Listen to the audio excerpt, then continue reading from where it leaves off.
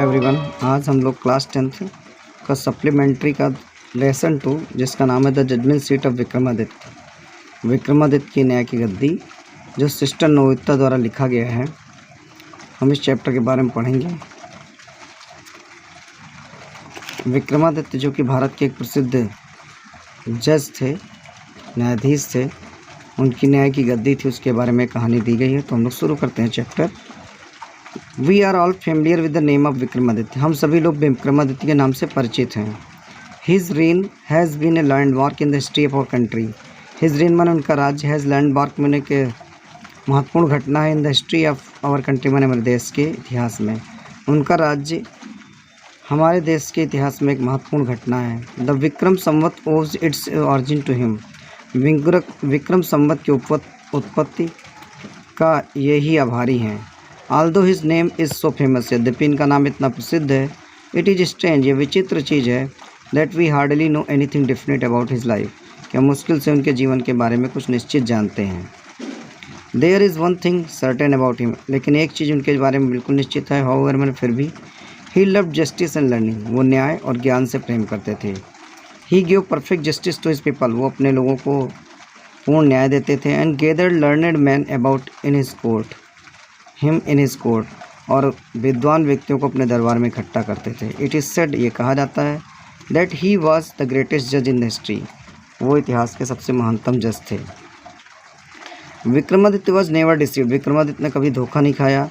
Not did he ever punish the wrong man, और ना ही उन्होंने किसी गलत या निर्दोष व्यक्ति को दंडित किया। द गिल्टी ट्रेम्बल्ड, अपराधी कांपते थे, when they came before him, जब वो उनके सामने लाए जाते थे। फॉर दे न्यू, क्योंकि वो जानते थे, his eyes would look straight into their guilt, कि उनकी आंखें उनके अपराध को सीधे देख लेंगी।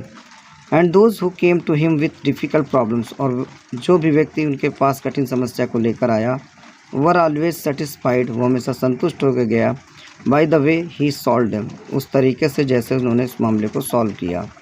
एंड सो इन इंडिया, और इसलिए भारत में, आफ्टर हिम, उनके बाद, वेन एवर एनी जज pronounced his judgement with great skill, जब भी किसी न्यायाधीश ने बहुत कुशलता से न्याय को सुनाया, it was said of him, ये उनके बारे में कहा गया, he must have sat on the judgement seat of Vikramaditya, बहुत से विक्रमादित्य की न्याय की गद्दी पर बैठा हुआ है।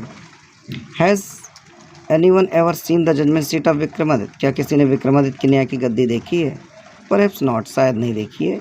Because the seat does not exist any more, क्योंकि सीट अब ज़्यादा अब अस्तित्व में नहीं है। I am going to tell you how it is disappeared, मैं आपको ये बताने जा रहा हूँ ये कैसे गायब हो गई।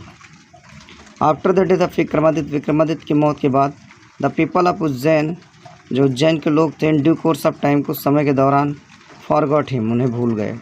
His palace and his fortress were dreamed, उनका महल और उनका किला भी नष्ट हो गया। द हीप्ड अप ruins, वो सब खंडहर बन गया, ruins माने खंडहर। Having been covered with grass, dust and trees, वो घास से, धूल से और पेड़ों से ढक गया। वह टर्न इनटू ए पेस्चर लैंड, और वो एक चरागाह बन गया, और फीडिंग द कैटल, पशुओं को चरने के लिए। The village people used to send their cows, गांव के लोग अपनी गायों को भेजा करते थे, आउट टू दीज पेस्चर्स, इस चरागाह में, टू ग्रेज माने चरने के लिए। अर्ली इन द मॉर्निंग, शीघ्र सुबह ही, the cattle would go in the care of shepherd boys, पशु चरवा लड़कों की देखभाल में जाया करते थे।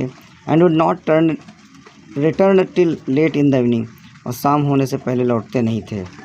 When it was time to return, जब लौटने का समय होता था, a shepherd boy would call out from the edge of the pastures, एक चरवा लड़का उनको पेस्चर के किनारे से पुकारता था। And all the cattle along with their काउहर्ड्स, और सारे पशु अपने चरवाहों के साथ वुड गैदर्ड राउंड हिम, उसके चारों इकट्ठा हो जाते थे। And together they would turn homewards, और वे साथ साथ घर लौटते थे। Such was the life of shepherd boys in the village about Ujjain, Ujjain में चरवा लड़कों का ऐसा ही जीवन था। There are many of them, उनमें से बहुत से ऐसे थे। And in long days of pasture, जो चरागाह में लंबा समय बिताते थे। They had plenty of time for fun, उनके पास खेलने के लिए पर्याप्त समय होता था। वन डे दे फाउंड, एक दिन उन्होंने पाया, अ प्ले ग्राउंड, एक खेल के मैदान को। And how delightful it was, और ये उनके लिए कितना आनंददायक था। The ground under the trees was rough and uneven, जो ग्राउंड था पेड़ के नीचे वो ऊबड़ खाबड़ और असमतल था। Here and there ends of great stone peeped out, उसमें से यहाँ वहाँ पर बड़े बड़े पत्थर झांकते रहते थे। And in the middle there were green mount, उसी के बीच में हरा एक टीला था, माउंट में टीला, which looked very much like a जज सीट, जो जज सीट के समान दिखाई देता था। At least one of the boys thought so, उनमें से एक बच्चे ने ऐसा ही सोचा। And seated himself on it, और उसी पर अपने आप को बिठा लिया। और क्या कहता है, आई से बॉयज़, मैं कहता हूँ लड़कों से, ही क्राइड, उसने चिल्ला कर कहा, आई विल बी द जज, मैं न्यायाधीश बनूंगा। And you can bring all your cases before me, और तुम लोग अपने केसेस मेरे सामने प्रस्तुत करो। And we will have trials, हम उस मुकदमे को सुनेंगे। Then he straightened his face, था उसने अपने चेहरे को सीधा कर लिया। And became very grave to act the part of जज, और जज की भूमिका अदा करने के लिए गंभीर हो गया। Others saw the fun at once, दूसरे लोगों ने इसे मजाक समझा। एंड विस्परिंग एमंग देमसेल्फ, और आपस में कुछ फुसफुसाया। Quickly picked up some quarrel, उन्होंने तुरंत एक झगड़ा तैयार किया। एंड अपियर बिफोर हिम, और उसके सामने प्रस्तुत हुए। ईच ग्रुप स्टेटेड दियर केस, प्रत्येक ग्रुप ने अपना केस रखा। वन सेइंग, एक कह रहा था, that a certain field was there, एक निश्चित खेत उसका है। एंड अदर सेइंग, दूसरा ग्रुप कह रहा था, इट वाज नॉट, ये उसका नहीं। एंड सो ऑन, इस प्रकार डिस्कशन जारी था। They all wanted him in settle the dispute, वो उस लड़के से इसका निर्णय चाहते थे। But now all of sudden, लेकिन अचानक a strange thing made itself felt, एक विचित्र चीज़ महसूस की गई। द बॉय हु अपीयर्ड, वह लड़का जो प्रतीत हो रहा था, so common before he set down on the mount, टीले पर बैठने से पहले जो बहुत कॉमन दिखाई दे रहा था, लुक्ड सो डिफरेंट नाउ, वह बिल्कुल अलग दिखाई देने लगा।